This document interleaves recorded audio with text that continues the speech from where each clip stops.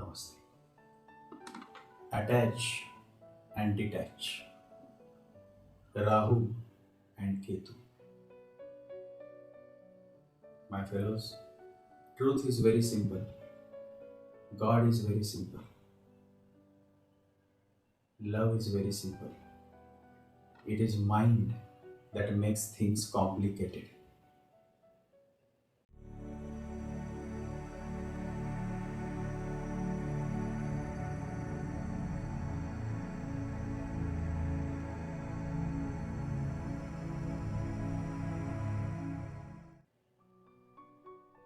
And that is where Ketu becomes a great help, because it is through the energy of Ketu that you can overcome this monkey mind. Rahu is the north node of the mind, that is moon. Ketu is the south node of the moon. North node, that is Rahu, is all about the outward, what is happening on the outside. South node, Ketu, is all about inward, what is within me, focusing within, turning inwards. That's Ketu.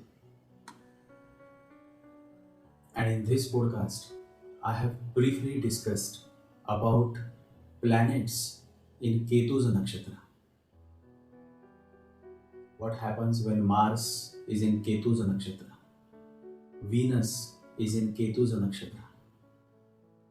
Remember, wheresoever Ketu comes in contact, direct or indirect, disinterest, detachment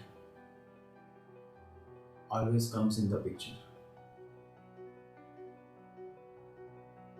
And whenever Rahu comes in contact, too much of interest, too much of clinging, too much of attachment comes into picture. So when a planet is in Rahu's Nakshatra, then all those things that come under that planet, that is the Karakatvas, and the house ruled by that planet, the matters of that house, all those things are fired up. There are many desires that the person has associated with that planet. And the exact opposite is with Ketu. When Ketu comes in contact with any planet, then it simply removes the interest. You don't care much. A Ketuish person is not much interested in going in the limelight or collaborating with others. He is happy to be alone and to share from his heart. So, a Ketuish person is a very unique person. He may appear very strange to those who are constantly thinking that there is some agenda, some motive. But Ketuish person is least bothered. Once it happened, a man was struggling and Buddha helped him. But you know what the man said? The man said, "You helped me because you have something in your mind. There must be some motive. Otherwise, how can you help me without any selfish motive?" So Buddha said to him that I have no selfish motive. I saw that you are struggling and I thought to help you, that's all. So Ketu has absolutely no agenda, whereas Rahu has a certain agenda. He wants to become big and all that glory and limelight and all those cameras. That is Rahu. And Ketu is somebody sitting far away, not known too much, and yet he is the one who has it. And so in this podcast, I have talked about certain things that happen when planets fall in Ketu's Nakshatra. So let's begin.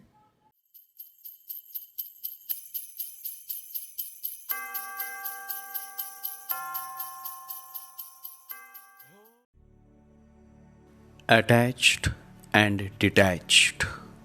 Rahu leads to attachment, Ketu leads to detachment. The whole story of human life falls between these two ends, Rahu and Ketu, attachment and detachment. When a person becomes 100% detached, he attains Buddhahood, he attains enlightenment. So, detachment is key to attaining moksha, liberation, nirvana. And so, Ketu is connected with moksha. However, it is necessary to remember that the path of Ketu is a path of many battles, and all these battles are the battles fought inside and not outside.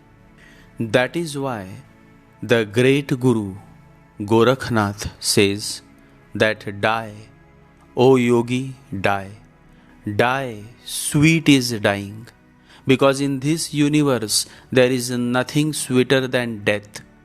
Die that death and die such a death Gorakh died and saw.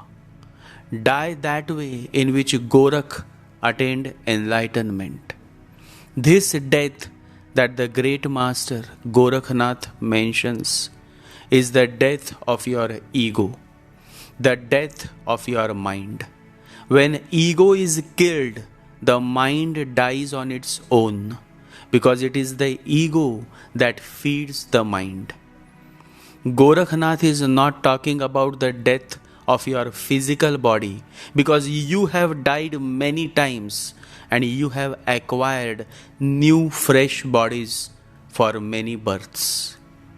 So your physical body has died many times, but what about your mind, your ego? That has never died. Your ego and mind goes on living. This same ego finds a new womb. This same ego, troubled by new desires, again starts off on the journey. Even before leaving behind one body, it is already eager for another. This death is not the real death.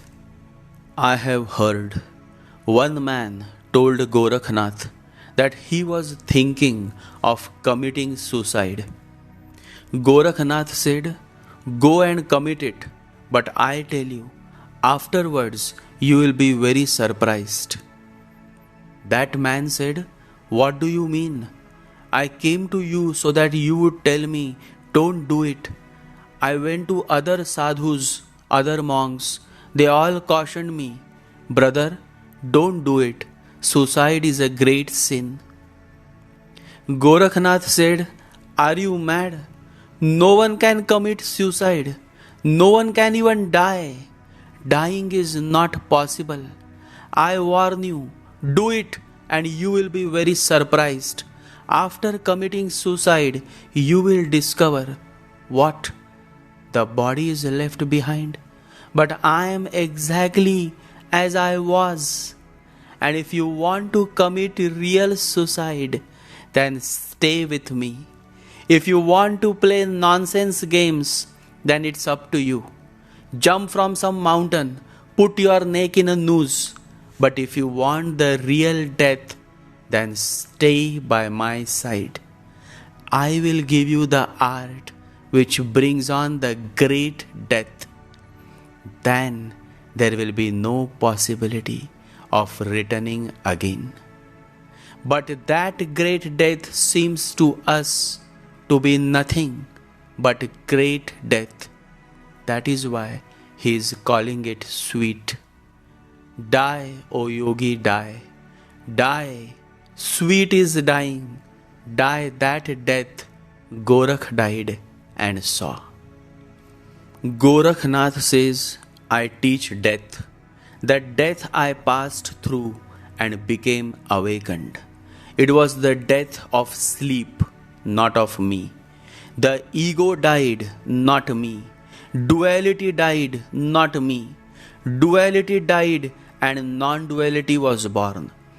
Time died and I met the eternal. The small constricted life broke and the drop became the ocean. Yes, certainly when the drop falls into the ocean, in one sense it is dying.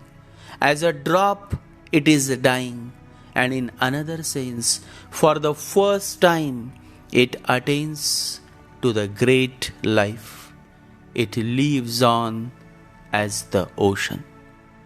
The great Sufi saint Rumi says, I am not a drop in the ocean, I am the whole ocean in a drop. When your ego and your mind attains death, you are reborn. That's exactly what Jesus says to Nicodemus. To reborn, you must die first. And Nicodemus says, what do you mean? Jesus says, first your ego, your mind should die. Only then you can reborn. Only then you can experience God. And so the death of ego and mind is only possible when Ketu rules over your chart. When I say Ketu rules over your chart, I mean when Ketu is connected with moon, when Ketu is connected with sun, when Ketu is connected with Saturn, when Ketu is connected with Jupiter, and fellows, having these kind of Ketu conjunctions are condemned by the society. But they are the ones, the future Buddhas, and most of them always are driven towards me, because you will connect with only those who can understand your song, your dance. Apart from Ketu conjunctions with other planets, the other dimension is planets in Ketu's nakshatra. The difference between planets in Ketu's nakshatra and planet with Ketu is very simple. Planets in Ketu's nakshatra reflect passive energy of Ketu, whereas planets with Ketu reflect active energy of Ketu.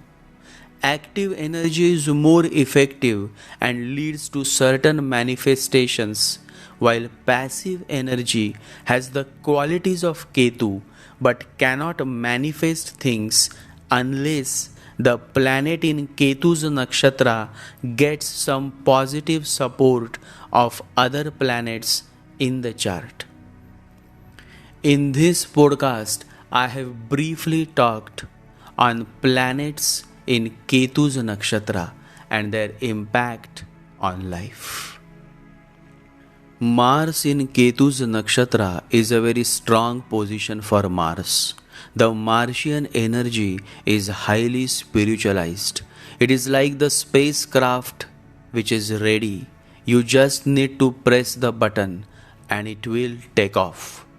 In other words, in a spiritual person's chart, it signifies that the person has been successful in spiritualizing his energy from past many births. And so now, in this birth, if he has some supportive spiritual conjunctions or placements, then in this birth the spacecraft can take off. Meaning the native can turn this passive Ketu energy into active energy and thus perform many miracles and healings in life. However, without Guru's initiation, Anugraha, the activation is not possible. So depending on the planetary aspect, whenever initiation happens, such a native will take off. Meaning he will attain great heights of spiritual enlightenment and bliss. For a materialistic person, this can be a challenging placement since the matters ruled by Mars are unable to provide any benefits. If Mars rules 4th and ninth house, then detachment from mother and father happens. Person is not much keen on settling at one place and moves to many places during his lifetime. If Mars rules 5th and 10th house, then detachment from children and career is seen. Person is not much interested in building a career. He may be good in his work, but he is not obsessed with his career. Basically, disinterest in sports activities, disinterest in fighting, quarreling. The person understands the futility of fighting and so either ignores and just drops his own interests to avoid fights. This is an excellent placement for spiritual progress but a challenging placement for material progress. Venus in Ketu's Nakshatra can lead to two extreme results. Either the person is not much interested in the matters of love and relationships, or the person simply goes on sleeping with many women. He tries to find emotional support through his sexual encounters, but never really gets the kind of emotional support and bonding that he longs for. It is an unfortunate placement for those who seek success in love relationships. Many a times, such a person fails to marry his lover and ends up marrying another woman whom he never likes. So, in the materialistic world, this placement can cause much problems in relationships, and the person may also become addicted to drugs or alcohol. However, if this placement happens in an evolved soul's chart, then it can work wonders. Then such a person can experience many spiritual developments. He may succeed in attaining spiritual love, unconditional love. So, from spiritual perspective, Venus in Ketu's Nakshatra is indeed a great transformative placement. Saturn in Ketu's Nakshatra spoils the chance of getting a good government job. Or even if the native gets a government job, still he struggles a lot in attaining promotion in his career. Saturn in Ketu's Nakshatra, anyways, is not a good sign for those who desire to attain quick progress in career. Saturn is enemy of Ketu. Saturn is materialistic and very practical, whereas Ketu knows nothing of practical world and is a monk. Saturn in Ketu's Nakshatra is like a politician in a monastery. So, this is a challenging placement for those who aim to attain success in the material world or success in business or politics. However, in the spiritual world, this placement is welcome.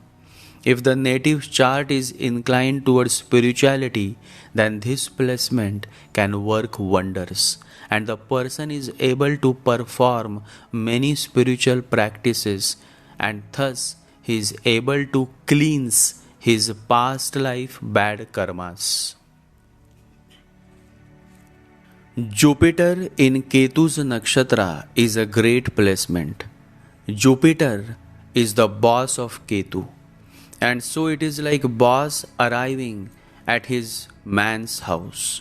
And so boss Jupiter is very comfortable in Ketu's Nakshatra and can produce some great wise men and women with this placement. Jupiter Rahu is like a fake Baba. Jupiter Ketu is the real master. And so, from spiritual perspective, this is indeed a beautiful placement for Jupiter.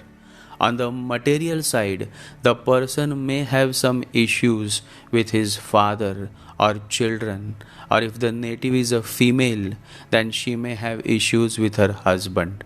But otherwise, this is not a bad placement. It signifies a knowledgeable person, Such natives are good self-learners.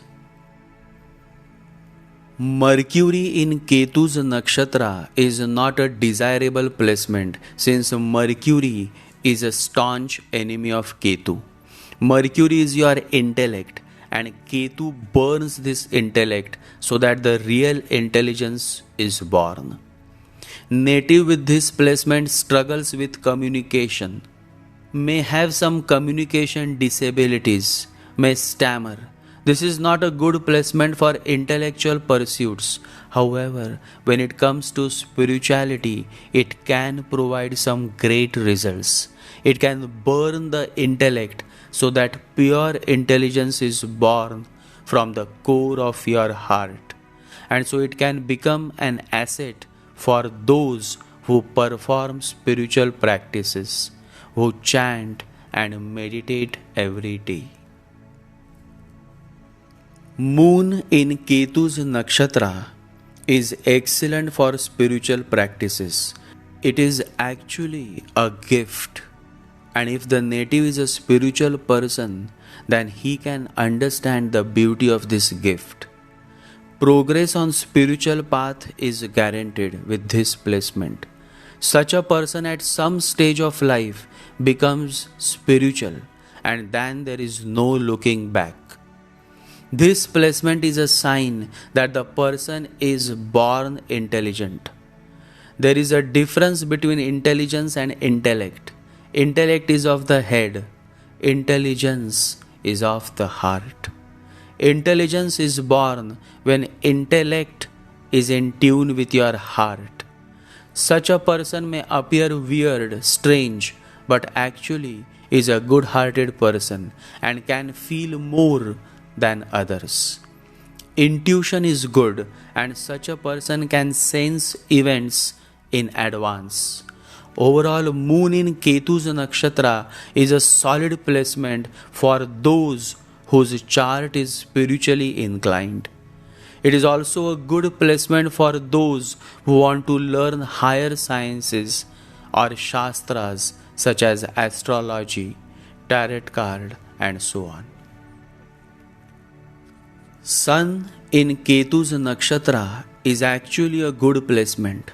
Sun is a celibate, meaning Sun is brahmachari. A woman desiring sex cannot stand before the glorious celibate Sun, a yogi. And Ketu is also a celibate, a brahmachari. Ketu also dislikes women who are desirous of attaining sexual pleasures from men. Sun in Ketu's nakshatra is a strong sign and signify a highly spiritual person. Even if the person is materialistic during his early age, still at the later stage in life, he becomes completely spiritual. Doing sadhana, doing difficult penance is possible for such a person. Such a person is indeed a strong character person. In the material world also he does good. He understands the ways of the world and he is quick learner. Such a person can become a good guide to those who seek clarity in life. Rahu in Ketu's nakshatra leads to a spiritualized Rahu. Such a Rahu can become an asset for those who desire is to attain spiritual progress. For materialistic achievements, such a Rahu can become a hurdle, as now Rahu is not very much fired up, and thus the passion to achieve big may fall short, thus leading to average material progress but great spiritual progress. Rahu in Ketu's nakshatra is like a thief now sitting in a monastery. So you can understand that the sanskar, the influence of monastery will not let that thief, that is Rahu, do more and become obsessed. So in a way, Ketu's nakshatra tames Rahu, and that becomes a great development for those who want to attain spiritual progress in life. And now, Ketu in Ketu's Nakshatra. Ketu in Ketu's Nakshatra is a very comfortable position for Ketu, and in such scenarios, Ketu becomes powerful and provides results based on the sign lord and the sign lord placement. Ketu in Ashwini can provide good physical appearance. Ketu in Magha can provide with excellency in arts and creative works, as well as interest in spiritual pursuits. Whereas Ketu in Mula can bring keen interest in higher philosophies and can lead to long travels in pursuit of knowledge and wisdom. Overall, Ketu in Ketu's Nakshatra is a strong position for Ketu, and if the ascendant belongs to Dharma Trikon, that is to Leo, Sagittarius, or Aries, then such a person can become very religious in his or her life. Planets in Ketu's Nakshatra is like planets in a monastery. Now, if the horoscope is inclining towards spirituality, then planets in Ketu's Nakshatra can bring great results and enable the native to progress on his or her spiritual path. However, if the horoscope is of poor quality, materialistic by nature, then planets in Ketu's Nakshatra can bring much frustration to the native. It all depends on who you are from within. If you are spiritual, then you are lucky to have this placement. Ketu works in favor for those souls who have been seeking the ultimate truth. Souls who have had all the pleasures of life and have realized the futility of it. So, in simple words, planets in Ketu's Nakshatra work positively for those who are evolved souls. Ketu is a very high level energy, and so cheap, offensive, shallow people cannot understand the beauty of Ketu. They will only spend their whole life in hurting others by posting offensive comments, and such people eventually will suffer a lot in life. Anyhow, I am here only for selective souls. Souls who are seekers and not believers. Souls who are on the mission to cultivate themselves and others. Souls who are compassionate and forgiving. To such souls, my podcast will connect and the journey will continue. The journey always continues, it never stops. I may lose this body someday, but the journey continues, and the real joy is in the journey. Jai Sri Ganesha, Jai Guru.